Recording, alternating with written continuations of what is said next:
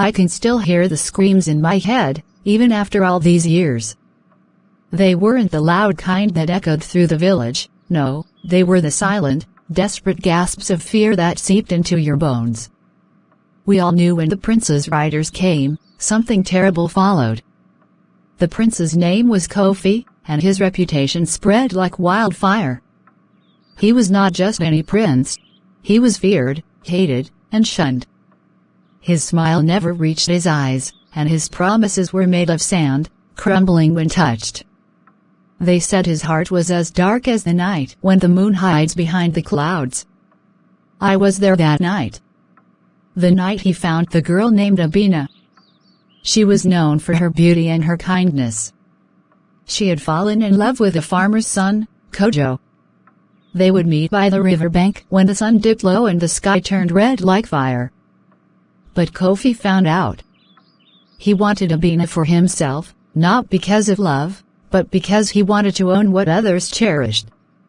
The night it happened, the village was quiet. The elders sat in their huts, eyes shut tight, pretending they did not hear the distant thundering of hooves. I was out fetching water when I saw them, Kofi and his men, their faces cold as stone. Kojo was there too, bound and on his knees, looking up at Kofi with eyes full of defiance and fear. "Choose, Abina," Kofi said, his voice low and sharp. "Your love or your life." Abina's hands trembled.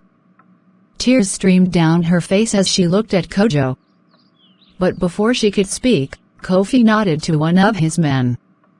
The silence that followed was shattered by a sound I will never forget, a cry so raw, so full of pain, that it pierced through the village. By morning, Kojo was gone, and Abina had disappeared. Some said Kofi had taken her to the high hills where no one dared to go. Others whispered that she had chosen the river to escape him, letting its dark currents carry her away. All I know is that love in our village was never the same again. And sometimes, when the wind blows just right, you can hear a soft voice by the river, calling for Kojo, lost between this world and the next. Years passed, but the shadow of the night never left us. One day, whispers spread through the village that a traveler had seen a woman dressed in white by the river's edge. She stood still, her face hidden by a veil, humming a song so mournful that it made the hair on your neck stand up. The traveler swore that when he got closer, she lifted her head, and her eyes were hollow, empty like a bottomless well. The elders began to murmur about spirits and curses.